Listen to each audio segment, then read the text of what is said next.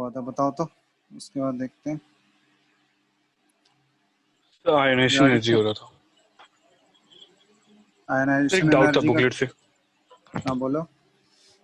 Booklet का doubt था हाँ बताओ। सर। इसमें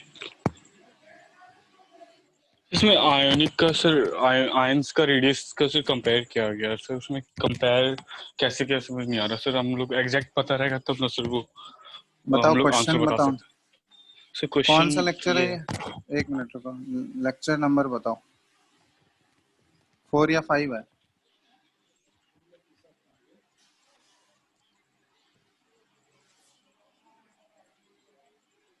बोलो। 5 है ना? हेलो। सर याद नहीं है। Yes sir. 5 है। चलो। हाँ बोलो, क्वेश्चन क्या था? सर क्वेश्चन बताओ। सर 77 क्वेश्चन नंबर एक्सरसाइज 1 का सर, एक्सरसाइज 2 का। बुकलेट है नहीं, क्वेश्चन बोलो ना तुम, देख ले। So question दिया हुआ sir, from the given set of a species point out the species from each set having the least atomic radius। और सर आयन दिया हुआ सर O-2 ओ सर, और O-2। F-1 हाँ। और N+ सर। इसमें से एक और N+। Yes sir, N+। Yes N+, Na+ होगा। Yes Na+ sir. हाँ। तो ये देखो, इस तरह ये इन सभी को बोलते हैं हम लोग आइसो इलेक्ट्रॉनिक स्पीसीज। ये बताए थे तुम लोगों को। इन सभी के पास क्या है? Same number of electrons. हाँ, सेम नंबर ऑफ इलेक्ट्रॉन्स। तो यहाँ पे हम लोग आइसो इलेक्ट्रॉनिक स्पीसीज में कंपेयर कर सकते हैं हम लोग। नंबर ऑफ इलेक्ट्रॉन्स सेम है सबके पास, तो obviously effective nuclear charge more और लेस क्या होगा सबका? ठीक है। मतलब नंबर ऑफ इलेक्ट्रॉन्स अगर सेम है तो ये हम लोग बोलते हैं ना, Z effective is equal to Z minus sigma. तो मोर और लेस क्या इसमें तुम लोग डायरेक्टली जो पीरियोडिक टेबल का ट्रेंड है वो लगा सकते हैं। एक बार और जैसे, बोलिए ना सर, नहीं सुन पाया। हाँ बोल रहे हैं, ये आइसो इलेक्ट्रॉनिक स्पीसीज में क्या होता है, ये तभी अप्लाई करोगे जब सेम नंबर ऑफ इलेक्ट्रॉन्स होंगे। तो यहाँ पे तुमको देखना है कि जो केटायंस होंगे उस पर जितना ज्यादा पॉजिटिव चार्ज होगा उसका रेडियस क्या होगा, उतना कम होगा। और एनायन अगर बन रहा होगा तो जितना ज्यादा नेगेटिव चार्ज होगा उसका रेडियस उतना बड़ा होगा।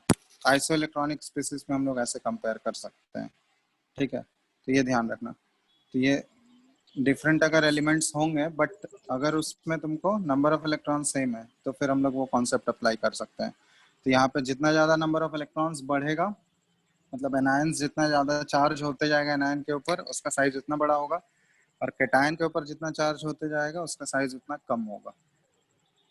तो इसके अकॉर्डिंग अगर हम लोग देखें तो सबसे बड़ा साइज किसका हो जाएगा? हम्म। हेलो। कोई कॉल कर दे रहा बार बार सर, सुन नहीं पा रहे हम। कहाँ पे? सर मेरे फोन पे सर कॉल करता तो फिर नेट चला जाता, तो वही बार बार कॉल आ जा रहा। चलो ये तुमको हम बाद में बता देंगे, ठीक है, वो देख लेना। ठीक है, स्टार्ट करते हैं हम लोग। ये चल रहा था ना आयनाइजेशन एनर्जी वाला कॉन्सेप्ट। आयनाइजेशन एनर्जी में बताओ तो कहाँ तक बताए थे? हेलो, बोलो कोई भी। Yes sir. बताओ कहाँ तक हुआ था? सर आयनाइजेशन का सर हम लोग ट्रेंड पढ़ रहे थे। एक्सेप्शन ना? Yes sir. एक्सेप्शन हो गया था? नहीं सर, एक्सेप्शन नहीं हुआ था। एक्सेप्शन इन पीरियड तो हो गया था, लिखाए थे, ये याद नहीं है तुम लोगों को? यस सर, हो गया। कि एक्सेप्शन पीरियड में एक्सेप्शन कैसे पाया जाता है? Due to stability of different types of configuration. इसमें बताए थे ना, हाफ फील्ड और फुली फील्ड जो होते हैं वो ज़्यादा यस स्टेबल सर। होते हैं as compare to normal configuration. दूसरा जो होता है, यहाँ पे ध्यान देना, ये ऐसे करके लिख लो, इन ग्रुप्स। दिख रहा है ना ये कलर सबको? इन groups exceptions are found in case of contraction in radius due to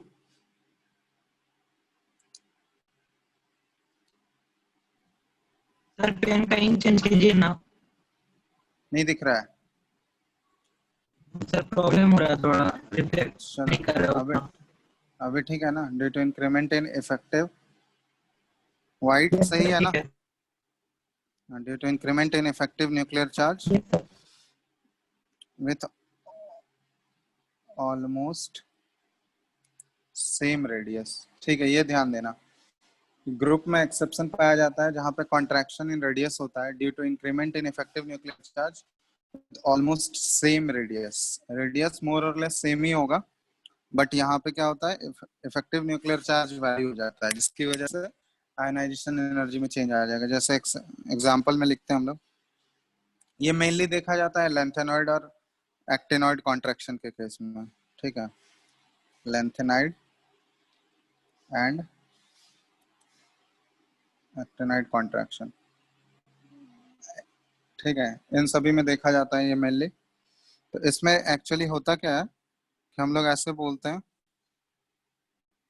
कि आयनाइजेशन एनर्जी जो होता है ना, ये 6d एलिमेंट का जो है ये ग्रेटर है ionization energy of 5d element से, ये ग्रेटर है ionization energy of 4d elements. देखो एक्चुअली साइज में अगर हम लोग जब देखे थे तो साइज में क्या होता है कि ये साइज के एक्सेप्शन में बताए थे कि 4D और 5D का साइज ऑलमोस्ट क्या होता है, सिमिलर होता है। ग्राफ ओवरलैप हो रहा था ना, याद है।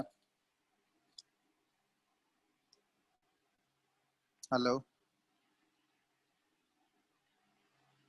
हेलो, तो याद है ना। यस तो सर। साइज, हाँ साइज इन दोनों का ऑलमोस्ट सेम होता है, बट जब इफेक्टिव न्यूक्लियर चार्ज की बात करेंगे तो ऑब्वियसली इफेक्टिव न्यूक्लियर चार्ज किस में ज्यादा होगा, 5D एलिमेंट में क्या होगा, 5D वाले सीरीज के एलिमेंट में ज्यादा होगा। तो यहाँ पे देखो इन सभी का साइज में उतना ज्यादा डिफरेंस नहीं होता। ये 6D 5D और 4D इन सभी के एलिमेंट का साइज अगर देखोगे तो उतना ज्यादा वास्ट डिफरेंस नहीं मिलेगा, मोर और लेस थोड़ा बहुत का अंतर होगा। तो इस केस में हम लोग इफेक्टिव न्यूक्लियर चार्ज से देखते हैं कि जितना ज्यादा इफेक्टिव न्यूक्लियर चार्ज होगा, ठीक है, उस केस में उसका आयनाइजेशन एनर्जी का वैल्यू भी क्या हो जाएगा, ज्यादा होगा। तो मोस्टली ये लेंथेनॉइड और एक्टिनॉइड कॉन्ट्रैक्शन में देखा जाता है ये एक्सेप्शन। ठीक है, अब इसमें इससे रिलेटेड क्वेश्चन भी करते हैं हम लोग। ठीक है, जैसे किस टाइप के क्वेश्चन, जैसे एक दो, ये तो तुम लोग पढ़े ही होगे, एनसीईआरटी में भी ये सारे क्वेश्चन है। जैसे एक क्वेश्चन है, आयनाइजेशन एनर्जी फर्स्ट, I1 मतलब फर्स्ट आयनाइजेशन एनर्जी, नाइट्रोजन का ग्रेटर है ionization energy first of oxygen, but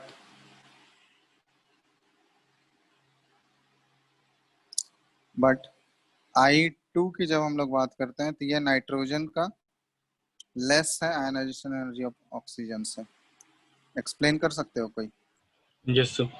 बताओ क्यों। सर आयनाइजेशन एनर्जी में से नॉर्मल कंडीशन अप्लाई कर सकते हैं, और इसमें से एन सब एन का जो ऑर्बिटल है सर वो हाफ फील्ड है सबसे, और कौन से इस वाले में, फर्स्ट वाले में फर्स्ट या वाले में, सेकंड? सर फर्स्ट वाले फर्स्ट में, वाले, और हाँ फर्स्ट और वाले में ये तो ऑलरेडी, हाँ पहले भी हम लोग एक्सेप्शन देखे थे इसमें। हाफ फील्ड है सर वो। हाँ कॉन्फ़िगरेशन लिखोगे, ये 1s2 आएगा, 2s2 आएगा और 2p3। टू पी और थ्री सर। ऑक्सीजन का लिखोगे 1s2 2s2 टू और 2p4। फोर। तो फर्स्ट आयनाइजेशन है, इसका पहला इलेक्ट्रॉन जो है 2p से निकलेगा, तो ये ज्यादा स्टेबल कॉन्फ़िगरेशन है, इससे निकालना ज्यादा डिफिकल्ट होगा। और इसका पहला इलेक्ट्रॉन 2p4 जो कि इसके कंपैरिजन में लेस स्टेबल कॉन्फ़िगरेशन है ना। Yes sir. तो इसमें कम एनर्जी लगेगा, लेकिन जब एक इलेक्ट्रॉन ऑलरेडी निकल चुका होगा तो सेकंड आयनाइजेशन एनर्जी का कॉन्फ़िगरेशन जब लिखोगे तो 1s2 2s2, अब ये क्या आ जाएगा, 2p2 हो गया। और ऑक्सीजन का जब लिखेंगे हम लोग सेकंड वाले का, वन एस क्या आ टू टू जाएगा, S two two P three 1s2 2s2 2p3। अब कौन सा ज्यादा स्टेबल है, सर ऑक्सीजन। ऑक्सीजन वाला। ये ज्यादा स्टेबल है तो ऑब्वियसली सेकंड आयनाइजेशन एनर्जी का वैल्यू जो होगा वो ऑक्सीजन का ग्रेटर होगा नाइट्रोजन के मुकाबले। ठीक है, यस सर। नेक्स्ट क्वेश्चन दे रहे हैं, रिकॉर्ड हो रहा है या नहीं हो रहा है ना लग? हाँ सर, पूरा रिकॉर्ड। चलो ठीक है। नेक्स्ट क्वेश्चन है compare ionization energy of Na plus and Ne। चलो इसमें बताओ तो। दोनों का कॉन्फ़िगरेशन यहाँ पे ऑलमोस्ट सेम है, बताओ इसमें क्या होगा।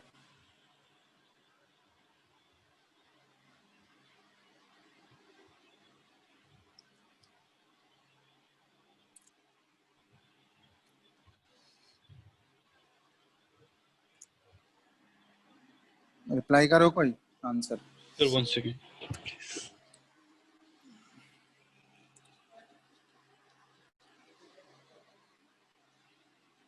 आया?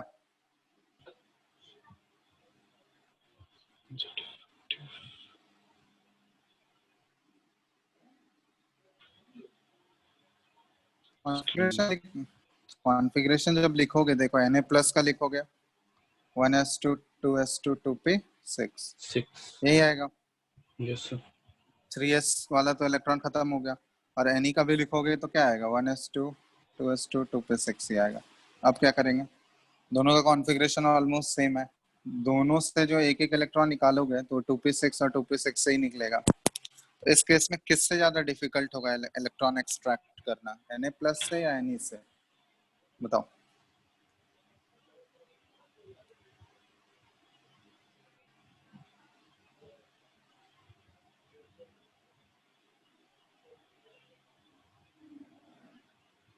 बोलो। सर दोनों का इक्वली होना चाहिए था। इक्वल? देखो Na प्लस एक्चुअली क्या है, केटायन बना हुआ है, लेकिन Ne क्या है, ये न्यूट्रल एटम है। तो ऑब्वियसली अगर केटायन बन गया है तो केटायन के ऊपर effective nuclear charge neutral atom के कंपैरिजन में क्या होता है, यहाँ नो डाउट ये हम लोग सोडियम के न्यूट्रल एटम से कंपेयर नहीं कर रहे हैं, बट फिर भी एक केटायन से जब इलेक्ट्रॉन एक्सट्रैक्ट करोगे as compare to neutral atom, ठीक है, और ये आइसो इलेक्ट्रॉनिक स्पीसीज होना चाहिए। दोनों पे देखोगे नंबर ऑफ इलेक्ट्रॉन्स क्या है, सेम है ना। Yes sir. दोनों के पास 10-10 इलेक्ट्रॉन है, तो आइसो इलेक्ट्रॉनिक स्पीसीज के केस में ये अप्लाई कर सकते हैं हम लोग। आइसो इलेक्ट्रॉनिक स्पीसीज अगर दिया रहेगा तो extracting an electron from a cation is more difficult than from a neutral atom. Clear है? यहाँ पे यस सर। केटायन केटायन कौन सा है, sir sodium plus. Na plus. तो यहाँ पे आयनाइजेशन एनर्जी की बात अगर करें हम लोग तो Na प्लस का क्या हो जाएगा, ये ग्रेटर देन N। रीजन क्या होगा, जेड रीजन क्या इफेक्टिव ज्यादा। लिखोगे? हाँ, यहाँ पे ऐसे लिख सकते हो कि extracting an electron from a cation, extracting an electron from a cation is more difficult than a neutral atom। बात समझ में आ रहा है? न्यूट्रल एटम ये किस केस में अप्लाई कर सकते हैं हम लोग, जब आइसो इलेक्ट्रॉनिक स्पीसीज हो तभी। जैसे साइज में हम लोग देखे थे ना, साइज में यस अगर आइसो इलेक्ट्रॉनिक स्पीसीज होता था तो वहाँ पे जो जितना ज्यादा नेगेटिव चार्ज होगा जिस एटम पे उसका साइज उतना बड़ा होगा, और जितना ज्यादा पॉजिटिव चार्ज होगा उसका साइज उतना छोटा होगा। तो ये आइसो इलेक्ट्रॉनिक स्पीसीज के टर्म में हम लोग ऐसे अप्लाई कर सकते हैं। सर। तो हाँ बोलो। सर इस पे चार्ज के हिसाब से देखें तो सर ये छोटा होना चाहिए ना, नियॉन। कौन सा नियॉन साइज? जैसे अगर आइसो इलेक्ट्रॉनिक है तो। हाँ साइज अगर हम लोग बात करें तो साइज में क्या होगा, नियॉन छोटा कैसे होगा सर आइसो आइसो। इलेक्ट्रॉनिक के केस?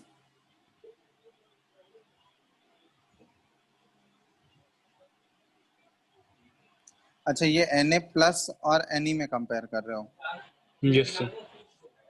तो देखो Na प्लस और Ne ये सेम ग्रुप का है, सॉरी सेम पीरियड का है क्या?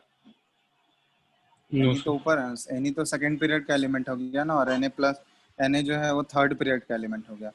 इसको ऐसे हम लोग कंपेयर नहीं कर सकते हैं, ठीक है।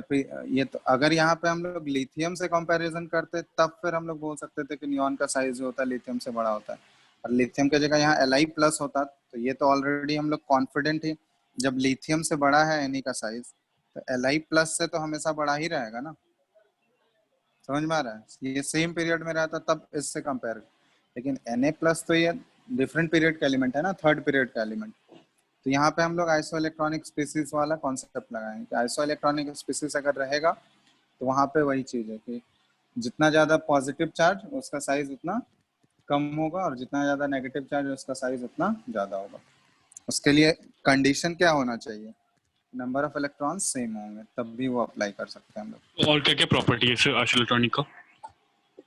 बस वही साइज कंपेयर करने दिया जा सकता है और आयनाइजेशन एनर्जी कंपेयर करने दिया जा सकता है। ठीक नोट है, लिखवा दीजिए ना इसका sir.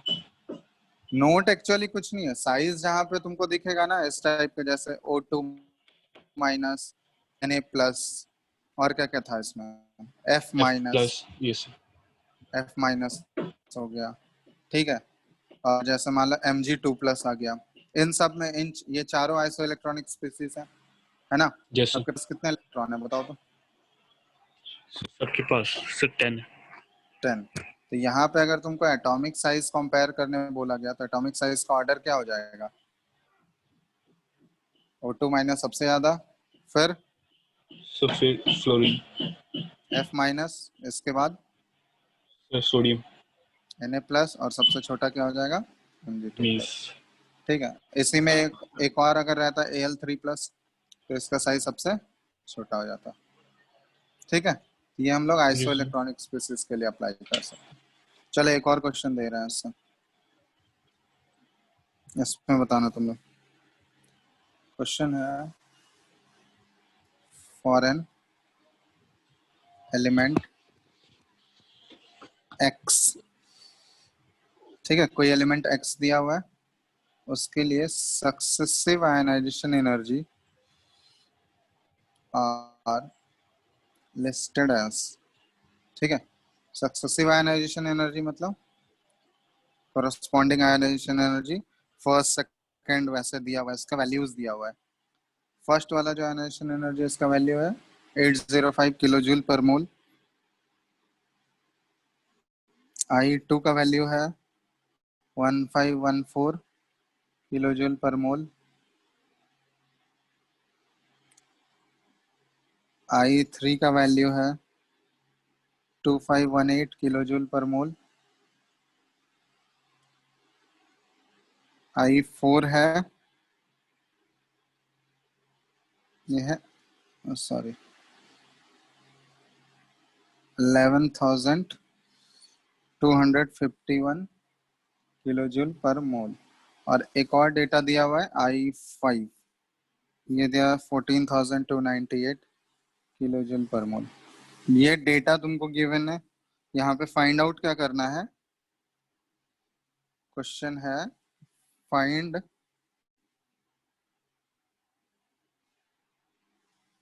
Out the number of valence electrons in X। चलो बताओ तो इसको।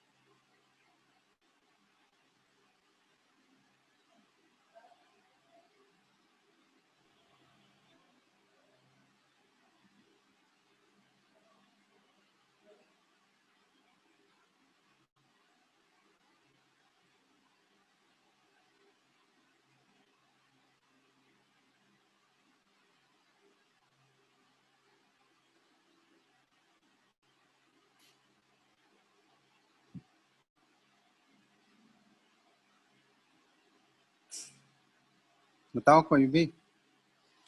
हाँ, लग रहा है क्या आइडिया? कैसे करेंगे? इसमें कोई कैलकुलेशन थोड़ी करना है, बस डेटा ऑब्जर्व करके बताना है। तो उसके लिए तो उसे याद करना पड़ेगा ना उसका। क्या याद करना पड़ेगा? डेटा ऑब्जर्व करो, अपने आप पता चल जाएगा, कुछ याद नहीं करना। सर जस्ट तो इसमें ऑब्जर्व। कुछ फॉर्मूला ऐसा होगा ना कि पता चले कि कोई किसका है क्या है? कोई फॉर्मूला नहीं है, डेटा ऑब्जर्व करो ढंग से, अपने आप पता चल जाएगा। तुम लोग देख ही नहीं रहे हो, खुद पता चल जाएगा। वैल्यूज देखो एक बार, मैन एनालाइज करो उसको।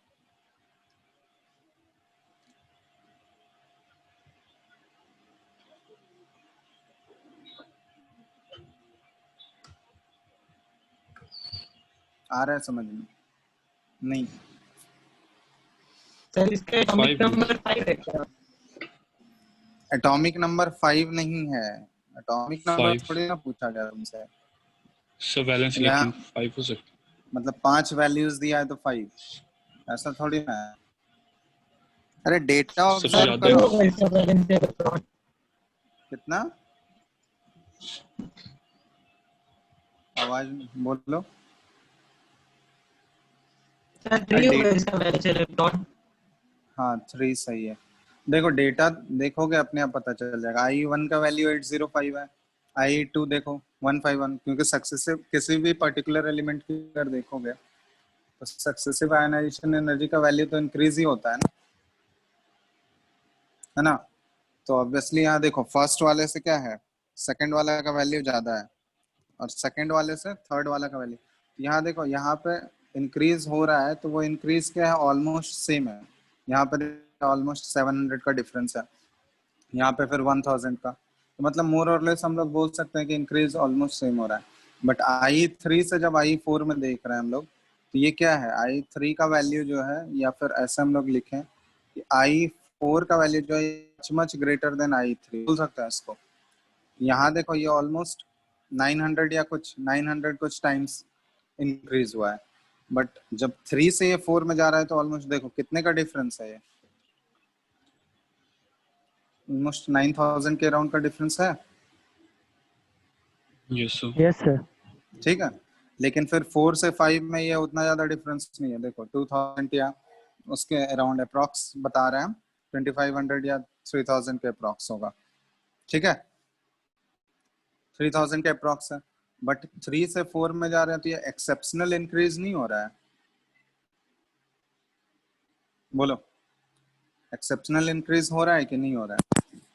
Yes sir. तो इसका मतलब क्या हुआ कि जब उससे 3 इलेक्ट्रॉन जब उससे निकल जाएगा, तो जब फोर्थ इलेक्ट्रॉन निकालोगे तो उस समय बहुत ही ज्यादा एनर्जी खर्च करना पड़ रहा है। मतलब जितना सेकंड से थर्ड में जितना नॉर्मली लग रहा था आउटर मोस्ट इलेक्ट्रॉन को रिमूव करने के लिए, उससे ऑलमोस्ट 9 टाइम्स ज्यादा एनर्जी खर्च करना पड़ रहा है थर्ड से जब फोर्थ में जा रहे हैं हम लोग। तो इसका मतलब क्या हुआ कि 3 इलेक्ट्रॉन तो आउटर मोस्ट शेल में होगा, 3 इलेक्ट्रॉन तो आसानी से निकल गया। लेकिन जैसे ही 3 इलेक्ट्रॉन निकल गया तो उसके बाद वो कौन सा कॉन्फ़िगरेशन अचीव कर रहा होगा, नोबल गैस वाला कर रहा होगा। तभी तो चौथा वाला इलेक्ट्रॉन जब हम लोग निकालने जा रहे हैं तो उसमें बहुत ही ज्यादा एक्सेप्शनल इंक्रीज आ रहा है। समझ में आ रहा है? Yes sir. तो इसका मतलब 3 इलेक्ट्रॉन निकालने के बाद वो कैसा कॉन्फ़िगरेशन अटेन कर लिया होगा, नोबल गैस। नोबल गैस वाला कॉन्फ़िगरेशन। तभी तो फोर्थ इलेक्ट्रॉन ये बहुत ही रिलक्टेंट है निकालने के लिए, मतलब रिलक्टेंट है निकलने के लिए, मतलब इसका मतलब क्या होगा कि बहुत ही एक्स्ट्रा अमाउंट ऑफ एनर्जी बहुत ही ज्यादा लगाना पड़ रहा है। ठीक है, लेकिन 4 से जब 5 में जा रहे हैं तो उतना ज्यादा मतलब नॉर्मली जो चल रहा था उसी के अकॉर्डिंग ही चल रहा है। ठीक है, उतना ज्यादा एक्सेप्शनल इंक्रीज यहाँ पे हम लोग ऑब्जर्व नहीं कर रहे हैं। तो इसका मतलब वैलेंस इलेक्ट्रॉन कितना होगा इसका आउटर मोस्ट शेल में? 3। 3। तो आंसर क्या हो गया? 3। ठीक है, बोलो।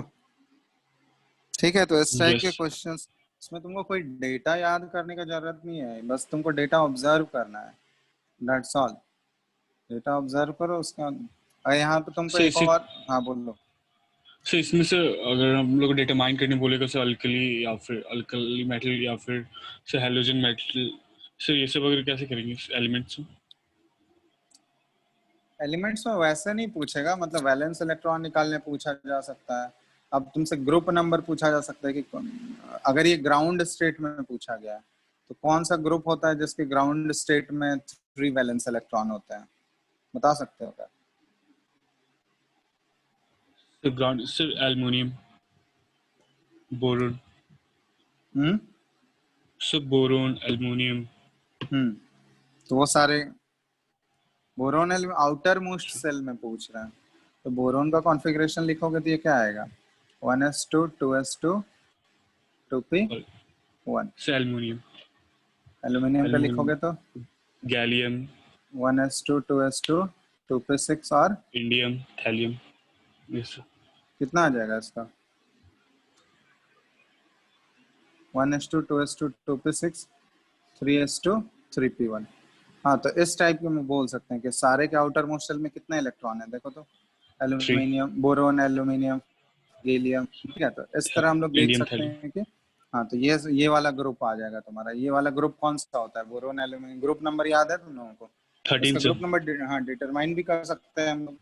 ये पी ब्लॉक एलिमेंट है सारे। पी ब्लॉक के लिए ग्रुप नंबर कैसे बताए थे? 10 plus number of valence shell electron. तो number of valence shell electrons कितने हो गए इसके? 3 हो गए। उसको 10 में ऐड कर दो तो 13 आ गया। तो यहाँ से ऐसे तुमको क्वेश्चन पूछा जा सकता है कि वैलेंस इलेक्ट्रॉन पूछा जा सकता है, या फिर तुमसे पूछ दिया वैलेंसी क्या होगा। वैलेंसी तो एक तो दिया वैलेंस, हुआ सर। हाँ बोलो। सर इसमें सर एक दिया हुआ sir, first ionization, second ionization दिया हुआ सर डाटा, और उसमें से पूछ रहा सर रिएक्टिव मेटल कौन सा और नॉन मेटल रिएक्टिव कौन सा और इनर्ट गैस कौन सा सर। हाँ, तो वो तुमको डेटा ही ऑब्जर्व करके बताना होगा। तो डेटा तुमको देखना होगा कि किसका, वो कॉन्फ़िगरेशन के बेसिस पे होगा, ठीक है। तो उसमें तुमको चेक करना होगा सारा। सर सेकंड एक आयनाइजेशन किसी किसी का सर जो नॉन मेटल नोबल गैस नहीं है सर, उससे भी ज्यादा है। हाँ, तो क्यों नहीं होगा, हो सकता है वो। ऑब्वियसली अगर आइसोइलेक्ट्रॉनिक स्पीसीज होगा तो उसका आयनाइजेशन एनर्जी तो ज्यादा ही, जैसे Na+ और Ne हम लोग देखे थे ना अभी यस सर। एग्जाम। तो उस केस में भी तो Na+ का आयनाइजेशन एनर्जी Ne से ज्यादा थे नहीं हम लोग एग्जाम्पल। देख लो एक बार अच्छे से, ठीक है। पूछना है किसी को कुछ यस इसमें? हेलो, नो सर, चेक कर लेंगे सर। चलो हाँ, तो क्वेश्चन कर लेना, इसमें क्वेश्चन इसके ऊपर बेस्ड है। तो आयनाइजेशन एनर्जी में बस इतना ही है। मतलब इस टाइप के क्वेश्चन भी पूछे जा सकते हैं कि जिसमें थोड़ा सा तुमको डेटा एनालिसिस, यहाँ पे ऐसा नहीं है कि तुमको रट के बैठना है या कुछ नहीं याद रखना है। डेटा ऑब्जर्व करो, उसके बेसिस पे बस सारे पॉइंट्स याद रखना कि कौन कौन से फैक्टर पे वो आयनाइजेशन एनर्जी डिपेंड करता है, ठीक है। उसके बाद अपने आप सॉल्व हो जाएगा इसमें, ठीक है। चलो, तो इसके बाद हम लोग नेक्स्ट प्रॉपर्टी पे मूव करते हैं। नेक्स्ट है electron gain enthalpy. Next property है इलेक्ट्रॉन गेन एंथैल्पी। इसका मतलब क्या हुआ? देखो यहाँ पे एंथैल्पी के टर्म में हम लोग बात कर रहे हैं। एंथैल्पी मतलब क्या होता है? Change in energy. Last change in class में बताया एनर्जी। था, हाँ ठीक है। यस। एनर्जी चेंज जो होता है उसी को एंथैल्पी बोलते हैं। तो यहाँ पे इसको डिफाइन हम लोग कैसे करते हैं? अमाउंट ऑफ एनर्जी, ठीक है, ये डेफिनेशन है इसका। अमाउंट ऑफ एनर्जी, देखो आयनाइजेशन एनर्जी जब था तो वहां पे इलेक्ट्रॉन को हम लोग रिमूव कर रहे थे। आइसोलेटेड गैसियस एटम से इलेक्ट्रॉन रिमूव हो रहा था, तो वहां पे एनर्जी हमको देना पड़ रहा था, ठीक है। यहाँ पे क्या होगा जब हम लोग इलेक्ट्रॉन इलेक्ट्रॉन गेन एंथैल्पी में क्या कर रहे हैं? इलेक्ट्रॉन रिमूव नहीं कर रहे हैं, इलेक्ट्रॉन ऐड कर रहे हैं, ठीक है। और ऐड कर रहे हैं आउटर मोस्ट सेल में। तो जब भी इलेक्ट्रॉन ऐड करोगे तो वहां से हमेशा एनर्जी क्या होता है? रिलीज होता है, ठीक है। तो यहाँ पे उसी टर्म में हम लोग डिफाइन करेंगे। तो अमाउंट ऑफ एनर्जी released, ठीक है, when an electron is added to the outermost cell of an isolated gaseous atom। ये चीज ध्यान रखना कि जब भी डिफाइन करेंगे इलेक्ट्रॉन गेन एंथैल्पी या आयनाइजेशन एंथैल्पी तो हमेशा आइसोलेटेड गैसियस एटम ही कंसिडर करना है। ये तुम लोग को लास्ट क्लास में क्लियर कर दिए थे क्यों आइसोलेटेड गैसियस एटम लेते हैं, बताए थे ना? Yes sir. क्यों लेते हैं? क्योंकि उसमें गैस गैस के एटम लोगे तो उसमें क्या होता है, इंटरेक्शन बिल्कुल, बाकी अदर इंटरेक्शन बिल्कुल भी नहीं होगा, ठीक है, उसको नेग्लेक्ट कर सकते हैं हम लोग, ठीक है। तो यहाँ पे देखो ये डेफिनेशन ध्यान रखना कि amount of energy released when an electron is added to the outermost shell of an isolated gaseous atom. तो यहाँ पे जैसे उसको रिप्रेजेंट कर रहे हैं, एक्स कोई गैस है, आइसोलेटेड गैसियस एटम है, इसमें एक इलेक्ट्रॉन ऐड कर रहे हैं हम लोग, ये क्या बन जाएगा, वहां पे केटायन बन रहा था इलेक्ट्रॉन रिमूव करने के बाद, ये ऐड करने के बाद एनायन बनेगा, ठीक है। तो यहाँ पे जितना एनर्जी चेंज हो रहा होगा, जितना एनर्जी रिलीज हो रहा होगा, या एनर्जी चेंज बोलेंगे हम लोग, ठीक है, तो उसी एनर्जी चेंज को हम लोग बोलते हैं इलेक्ट्रॉन गेन एंथैल्पी।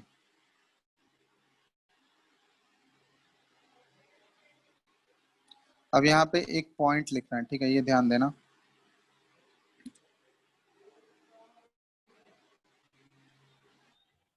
से एनर्जी इसमें रिलीज होता है, हाँ एनर्जी इसमें तो सर वहाँ पे एनर्जी क्यों नहीं कहाँ लेंगे पे, प्लस सर वो प्रोडक्ट में? यहाँ पे, यस सर। चलो ठीक है ये लिख दे। अब देखो यहाँ पे जरूरी नहीं है कि हर केस में एनर्जी रिलीज ही हो इलेक्ट्रॉन, मतलब जनरली हम लोग बोलते हैं कि एनर्जी रिलीज होता है, बहुत सारे केसेस में देखोगे कि एनर्जी प्रोवाइड करके भी उसमें इलेक्ट्रॉन ऐड किया जा रहा है, ठीक है। तो यहाँ पे इसलिए नेक्स्ट पॉइंट लिखा रहे हैं यहाँ पे, जैसे एक पॉइंट इसमें लिख दे रहे हैं कि electron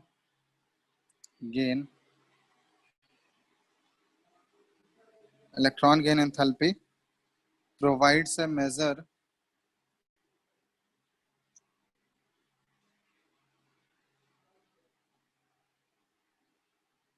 of the ease with which, ठीक है, ये ध्यान रखना, measure of the ease with which an atom adds an electron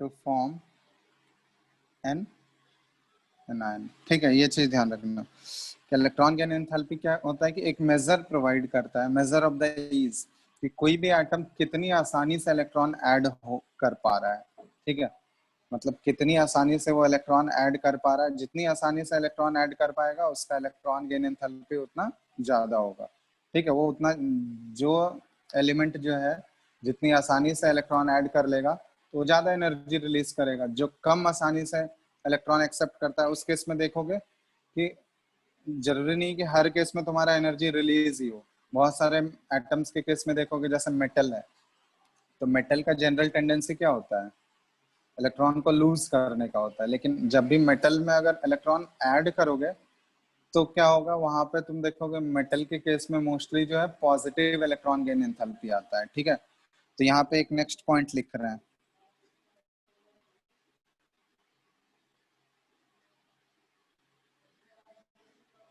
ठीक है, एक पॉइंट लिख रहे हैं हम, ये चीज ध्यान देना,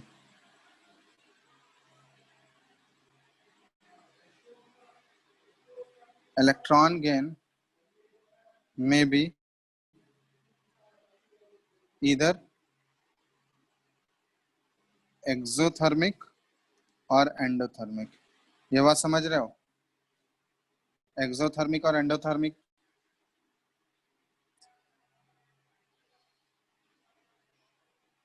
हेलो, आवाज आ रहा है क्या?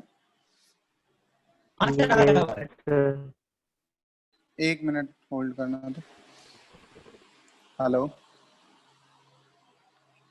हाँ मैं कॉल कर रहा हूँ आपको कुछ देर में।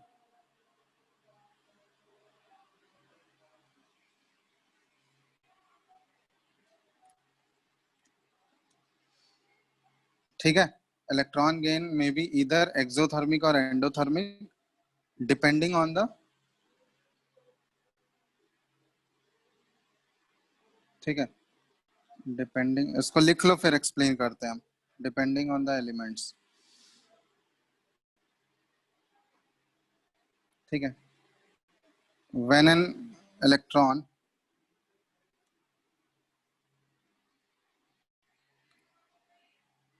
is when an electron is added to the atom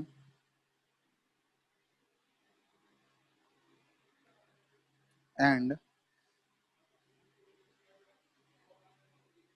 the energy is released, ठीक है, then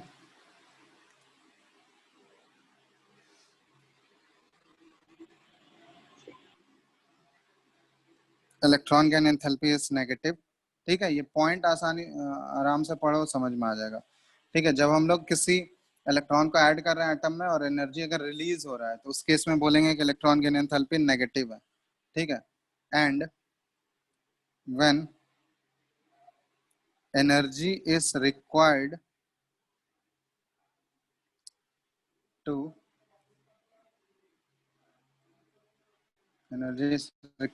add an electron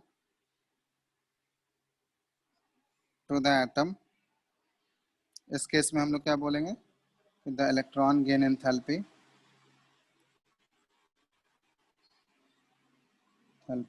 is positive.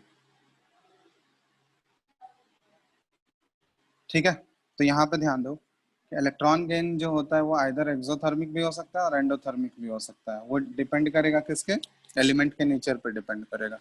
जब हम लोग मान लो किसी एटम में इलेक्ट्रॉन ऐड कर रहे हैं, अगर एनर्जी रिलीज कर रहा है, जनरली एनर्जी देखो, जो एलिमेंट जितनी आसानी से इलेक्ट्रॉन अगर वो ले लेगा तो उस केस में क्या होगा, उतना ज्यादा एनर्जी रिलीज होगा। अब जिस केस में इलेक्ट्रॉन ऐड करने पे एनर्जी अगर रिलीज हो रहा है उस केस में बोलेंगे कि इलेक्ट्रॉन गेन एंथैल्पी उसका क्या है, नेगेटिव है।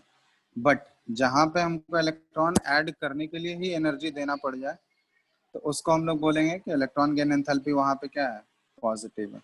ठीक है, ये चीज ध्यान रखना, जरूरी नहीं है कि हर केस में, जैसे डेफिनेशन तो यहाँ लिखे हैं हम लोग कि electron amount of energy released, लेकिन वो डिपेंड किस पे करता है, किस चीज पे डिपेंड करेगा, एनर्जी रिलीज होगा या एनर्जी एब्जॉर्ब होगा, बताओ तो किस चीज पे डिपेंड करेगा वो, नेचर ऑफ एलिमेंट। हाँ हाँ, वो नेचर ऑफ एलिमेंट पे डिपेंड करेगा। कि मोस्टली देखोगे कि मेटल का टेंडेंसी ज्यादा क्या होता है, इलेक्ट्रॉन को लूज करने का। तो अगर मेटल में इलेक्ट्रॉन ऐड करने लगोगे, ठीक है, तो उस केस में क्या होगा, मेटल आसानी से इलेक्ट्रॉन एक्सेप्ट करेगा क्या, नहीं करेगा।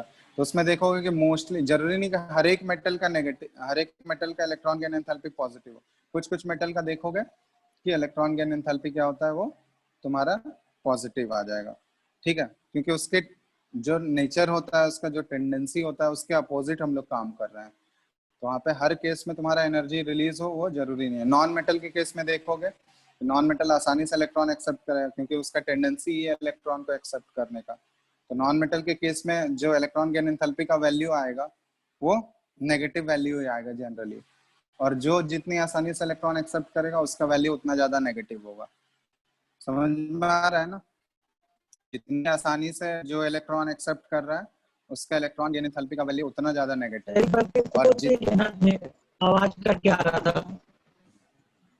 बोल रहे हैं कि जो एलिमेंट जितनी आसानी से इलेक्ट्रॉन एक्सेप्ट करेगा उसका इलेक्ट्रॉन गेन एंथैल्पी का वैल्यू उतना ज्यादा नेगेटिव होगा। ठीक है, क्योंकि वो उतना ज्यादा एनर्जी रिलीज करेगा तो उसका वैल्यू उतना नेगेटिव होगा।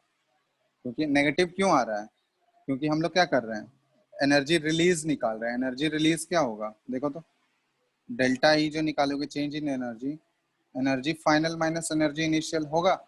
हमेशा हम लोग फाइनल माइनस इनिशियल करते हैं। तो कोई भी सिस्टम से अगर एनर्जी बाहर निकल गया तो उसका फाइनल एनर्जी इनिशियल से कम हो जाएगा ना। समझ में आ रहा है, तो फाइनल एनर्जी अगर इनिशियल से कम हो गया तो ये ओवरऑल जब इसका वैल्यू निकालोगे, ई फाइनल माइनस ई इनिशियल, ये क्या आएगा, अगर ई फाइनल लेस हो गया ई इनिशियल से, तो इस केस में हम लोग डेल्टा ई का वैल्यू क्या बोल सकते हैं, डेल्टा ई नेगेटिव आएगा। तो इसलिए बोल रहे हैं कि जरूरी नहीं कि हर केस में नेगेटिव हो। जो एलिमेंट जितनी आसानी से इलेक्ट्रॉन, वो नेचर ऑफ एलिमेंट पे डिपेंड करता है, जितनी आसानी से इलेक्ट्रॉन एक्सेप्ट करेगा, ठीक है, उसका इलेक्ट्रॉन गेन एंथैल्पी का वैल्यू उतना नेगेटिव।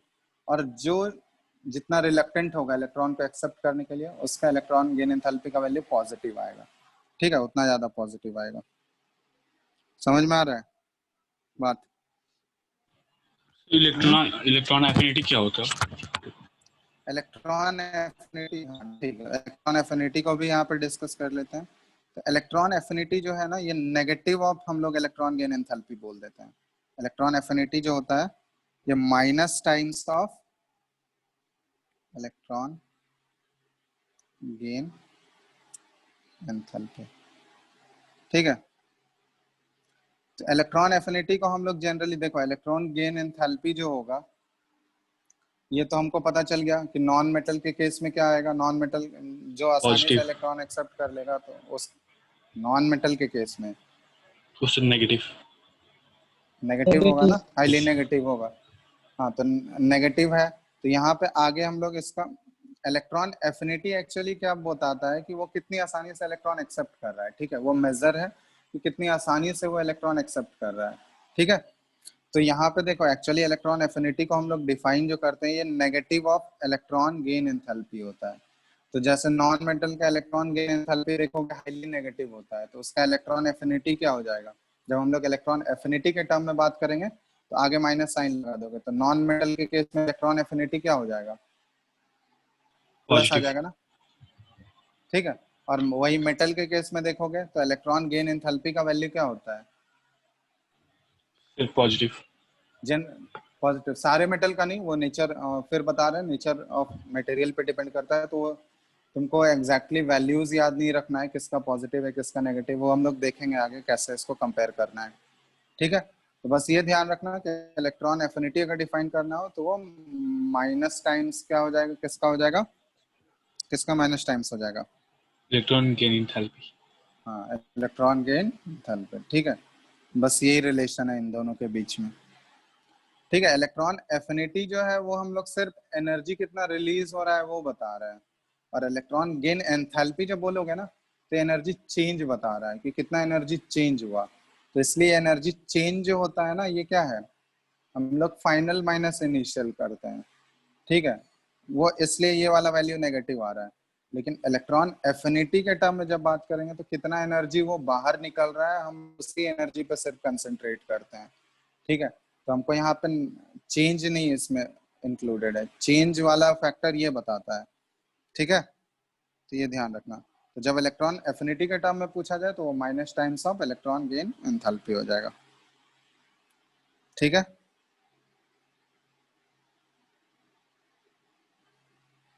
कोई डाउट यहाँ तक, बोलो।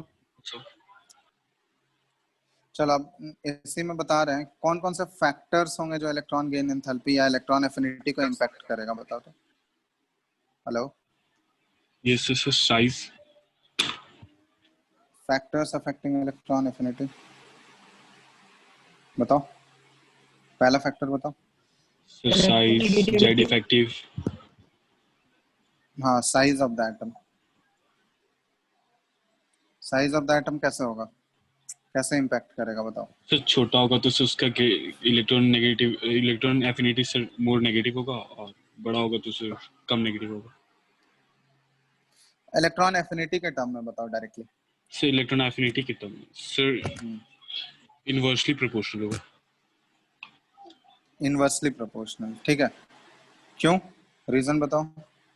सर जब साइज सर छोटा होगा तो सर इलेक्ट्रॉन एफिनिटी सर बढ़ जाएगा। देखो यहाँ पे जब इलेक्ट्रॉन का एडिशन जो होता है ना, जब भी किसी एटम में इलेक्ट्रॉन ऐड करोगे तो वो दो फैक्टर पे डिपेंड करेगा। क्योंकि जब भी हम लोग इलेक्ट्रॉन ऐड करते हैं तो पहला तो जो इलेक्ट्रॉन ऐड कर रहे हैं उसको न्यूक्लियस अट्रैक्ट भी करना चाहिए।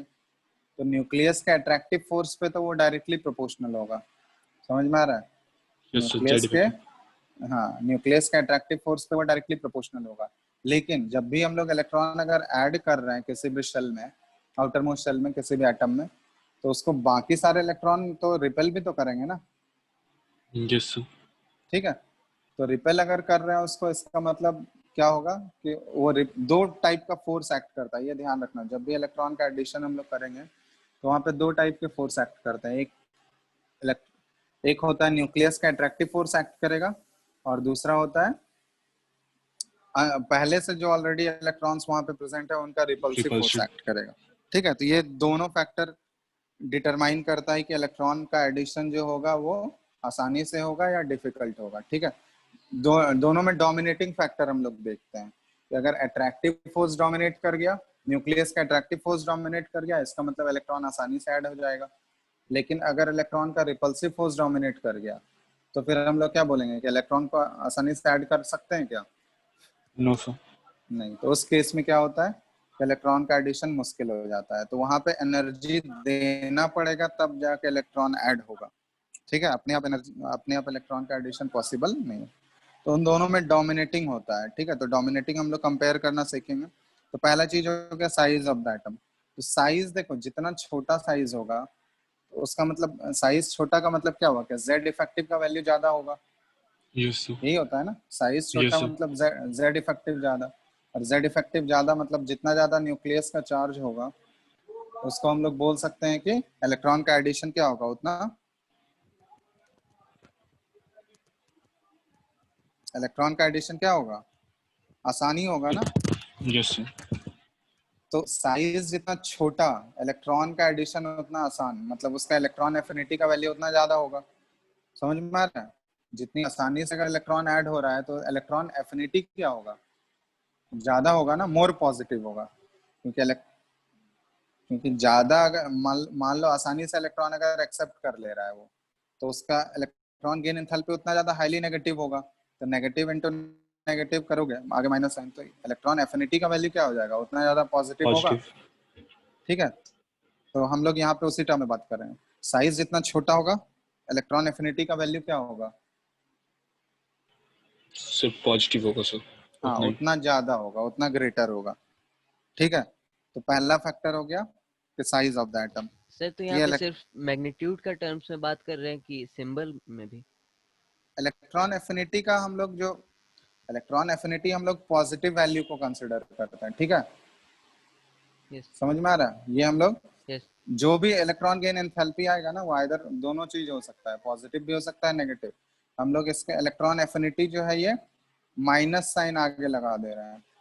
ठीक है, इसमें तो हम लोग इलेक्ट्रॉन एफिनिटी के टर्म में यहाँ पे बात कर रहे हैं। समझ में आ रहा है? तो हम लोग इसके टर्म में कंपेयर कर रहे हैं, तो ये ध्यान देना। साइज जितना छोटा होगा इलेक्ट्रॉन का एडिशन उतना क्या, सिर्फ बड़ा होगा। नहीं साइज छोटा होगा तो जेड इफेक्टिव क्या होगा, बढ़ जाएगा सर, ज्यादा होगा। तो जेड इफेक्टिव अगर बढ़ेगा तो इलेक्ट्रॉन एफिनिटी क्या होगा, सिर्फ ज्यादा। हाँ, चलो दूसरा फैक्टर बताओ। सिर्फ जेड इफेक्टिव। हाँ, जेड इफेक्टिव की क्या होगा, सिर्फ डायरेक्टली प्रोपोर्शनल होगा। Directly proportional. और बताओ तीसरा। सिर्फ पेनिट्रेशन। क्या चीज, सिर्फ पेनिट्रेशन ऑफ ऑर्बिटल्स। हाँ वो कैसे रिलेट करेंगे, अगर पेनिट्रेशन ज्यादा होगा तो जेड इफेक्टिव ज्यादा डायरेक्टली प्रोपोर्शनल होगा सर।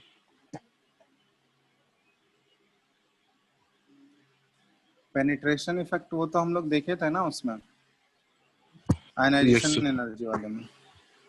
ठीक है, वो कंपेयर कर सकते हैं, वो उतना ज्यादा मैटर नहीं करेगा। बट यहाँ पे एक स्क्रीनिंग इफेक्ट। इलेक्ट्रॉन उतना, देखो ये स्क्रीनिंग इफेक्ट वो सारा तुम्हारा जेड इफेक्टिव में ही इंक्लूडेड हो गया। एक इलेक्ट्रॉनिक कॉन्फ़िगरेशन के टर्म में भी हम लोग बात कर सकते हैं। ये बताए थे ना कि हाफ फील्ड और फुल्ली फील्ड का कॉन्फ़िगरेशन क्या होता है, वो ज्यादा स्टेबल होता है ना। Yes sir. तो अगर वो ऑलरेडी पहले से स्टेबल है तो वो आसानी से इलेक्ट्रॉन एक्सेप्ट करना चाहेगा क्या, ताकि वो डी नो सर। स्टेबलाइज हो जाए, आसानी से एक्सेप्ट करेगा। जैसे मान लो नाइट्रोजन है, नाइट्रोजन के केस में अगर हम लोग बात करें 1s2 2s2 2p3 है, ये है ना। तो इसका कॉन्फ़िगरेशन ऑलरेडी क्या है, ऑलरेडी ये स्टेबल फॉर्म में है। अब मान लो ये अगर एक इलेक्ट्रॉन एक्सेप्ट, अगर इसमें एक इलेक्ट्रॉन ऐड कर दिए हम लोग, n माइनस का कॉन्फ़िगरेशन जब लिखोगे तो 1s2 2s2 2p4। अब इन टर्म्स ऑफ स्टेबिलिटी अगर हम लोग बात करें तो किसका स्टेबिलिटी ज्यादा है, बताओ तो। n का स्टेबिलिटी ज्यादा होगा या n माइनस का, एन का। n का ऑब्वियसली, क्योंकि ये हाफ फील्ड कॉन्फ़िगरेशन है। ठीक है, ये हाफ फील्ड है तो ऑब्वियसली इसका स्टेबिलिटी इससे कहीं ज्यादा होगा। ये इलेक्ट्रॉन एक्सेप्ट करना चाहेगा क्या आसानी से? No sir. नहीं, सारा चीज जो होता है ये स्टेबिलिटी ड्रिवन होता है। अगर वो अनस्टेबल हो रहा है तो कभी भी वो उस कॉन्फ़िगरेशन में नहीं जाना चाहेगा। तो ये ध्यान देना, ये ऑलरेडी पहले से ही स्टेबल है तो ये कभी भी इलेक्ट्रॉन एक्सेप्ट नहीं करेगा। तो इस चीज में ध्यान रखना कि जैसे आयनाइजेशन एनर्जी में हम लोग कंपेयर किए थे कि इलेक्ट्रॉनिक कॉन्फ़िगरेशन का रोल होता है, उसी तरह यहाँ भी इलेक्ट्रॉन एफिनिटी में भी तुमको इलेक्ट्रॉनिक कॉन्फ़िगरेशन का रोल कंसिडर करना है। जो ऑलरेडी पहले से स्टेबल है जैसे हाफ फील्ड और फुल्ली फील्ड वाले कॉन्फ़िगरेशन, ठीक है, यहाँ पे नोट करके लिख लेना हाफ फील्ड और फुल्ली फील्ड। ये ऑलरेडी स्टेबल है तो ये कभी भी आसानी से इलेक्ट्रॉन एक्सेप्ट करके अपने आप को डिस्टेबलाइज नहीं करेंगे। डिस्टेबलाइज इन द सेंस मतलब अपने स्टेबिलिटी को वो कम नहीं करेंगे, ठीक है। तो मोर और लेस ये 3 फैक्टर होते हैं जो कि इलेक्ट्रॉन एफिनिटी को अफेक्ट करता है, ठीक है। इसमें देखो बहुत सारे, जैसे शील्डिंग इफेक्ट बोल रहे हो तो तो वो सारा हाफ फील्ड चीज की Z केस में इफेक्टिव नहीं। सर इलेक्ट्रॉन हाफ एफिनिटी कम हो जाएगा। हाँ, वैल्यू कम हो जाएगा, मैग्नीट्यूड कम हो जाएगा उसका, ठीक है। यस अब सर। वो पॉजिटिव होगा या नेगेटिव होगा वो हम लोग देख के नहीं बता सकते हैं एलिमेंट को, ठीक है। वो पॉजिटिव नेगेटिव वो डेटा से ही पता चलेगा, एक्सपेरिमेंटली ही वो होता है। हम लोग कभी भी एलिमेंट को देख के नहीं बता सकते हैं कि इसका इलेक्ट्रॉन एफिनिटी पॉजिटिव होगा, क्योंकि बहुत सारे मेटल का भी इलेक्ट्रॉन एफिनिटी जो है, सॉरी इलेक्ट्रॉन गेन एंथैल्पी जो है वो नेगेटिव होता है, ठीक है। बहुत सारे मेटल का इलेक्ट्रॉन गेन एंथैल्पी नेगेटिव होता है। और नॉन मेटल में भी हम लोग देखेंगे कि बहुत सारे नॉन मेटल का इलेक्ट्रॉन गेन एंथैल्पी क्या है, वो पॉजिटिव है, ठीक है। तो कभी भी ऐसे हम लोग मेटल नॉन मेटल के बेसिस पे बस ये बोल सकते हैं कि जनरल आइडिया लगा सकते हैं कि नॉन मेटल जो है आसानी से इलेक्ट्रॉन एक्सेप्ट कर लेगा और मेटल आसानी से इलेक्ट्रॉन एक्सेप्ट नहीं करेगा, ठीक है। Yes sir. चलो तो यहाँ तो इसमें अगर जनरल ट्रेंड की बात करें, जनरल ट्रेंड बताओ तो कैसे हम लोग इसको करें? सिर्फ जनरल ट्रेंड, अभी एक्सेप्शन कंसिडर नहीं कर रहे हैं। General trend of electron affinity in periodic table बताओ तो इसमें सर जनरली पीरियड हम के लोग कैसे, अलोंग इंक्रीज करेगा सर, पीरियड के अलोंग। ये अलोंग द पीरियड और अलोंग द ग्रुप देख रहे हैं। अलोंग द पीरियड क्या बोलोगे? से इंक्रीज करेगा। इलेक्ट्रॉन एफिनिटी जो ये कैसे रिलेट करेंगे हम लोग, कौन से फैक्टर से रिलेट करोगे? जेड इफेक्टिव से रिलेट कर सकते हैं। Sir yes sir. हाँ, क्योंकि अलोंग द पीरियड हम लोग मूव करते हैं तो जेड इफेक्टिव बढ़ता है, तो जेड इफेक्टिव बढ़ रहा है इसका मतलब उसका इलेक्ट्रॉन एफिनिटी भी इंक्रीज होगा। तो if you move from left to right, ऐसा लिख लेना, if you move from left to right in a period, electron affinity का वैल्यू क्या होगा, वो इंक्रीज होगा due to increase in Z effective, ठीक है। तो लेफ्ट टू राइट यहाँ पे लिख दे रहा है इन ए पीरियड, तो इलेक्ट्रॉन एफिनिटी ई का वैल्यू क्या होगा, ये इंक्रीज करेगा, ठीक है। रीजन क्या होगा, जेड इफेक्टिव बढ़ रहा है। अब ग्रुप में अगर टॉप टू बॉटम आओगे तो सर डिक्रीज करेगा। हाँ, इलेक्ट्रॉन एफिनिटी डिक्रीजेस, ठीक है, ये डाउनवर्ड लिख रहा है। क्यों डिक्रीज कर रहा है? Due to increase in atomic size, क्योंकि ग्रुप में अगर टॉप टू बॉटम आता है तो एटॉमिक साइज क्या होता है, इंक्रीज करता है।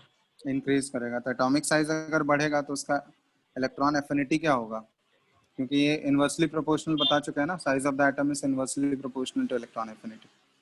साइज जितना बड़ा होगा इलेक्ट्रॉन एफिनिटी उतना कम होगा। ये जनरल ट्रेंड है, अब इसमें बहुत सारे एक्सेप्शंस भी मिलेंगे तुमको, ठीक है। तो देख लो बस इतना, इसमें किसी को कुछ पूछना है तो बताओ। इसके एक्सेप्शंस हम लोग नेक्स्ट क्लास में करते हैं। पूछना है किसी को कुछ? सर बुकलेट से सर डाउट था। हाँ बोलो, कौन से टॉपिक से? इसी में? सर वो जो मतलब सब पार्ट वाइज बांटा हुआ, एक्सरसाइज 1 एक्सरसाइज 2, टॉपिक यही है सर, लेकिन एक्सरसाइज दूसरा। हाँ हाँ बोलो, क्या कौन सा क्वेश्चन है?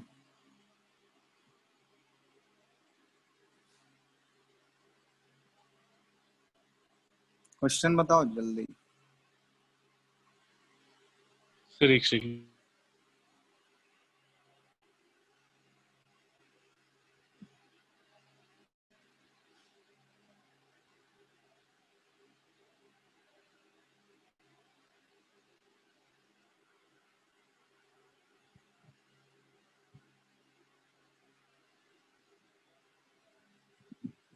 क्या हुआ, भूल गए क्या? सर खुद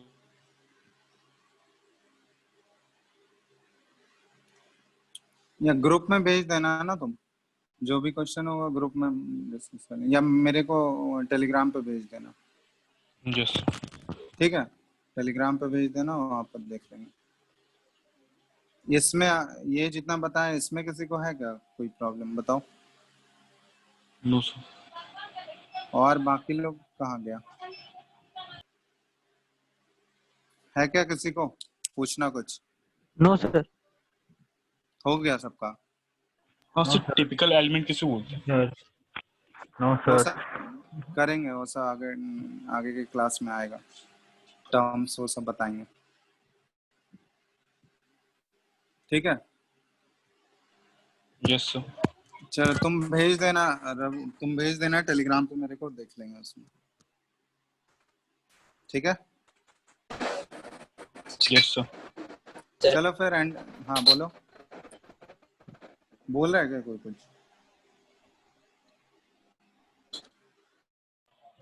ठीक है, एंड कर रहे हैं फिर, ठीक है? बाकी थैंक यू आगे सर। नेक्स्ट क्लास में कर, चलो। Thank you sir. ये भेजना है क्या PDF? Yes sir. चलो ठीक।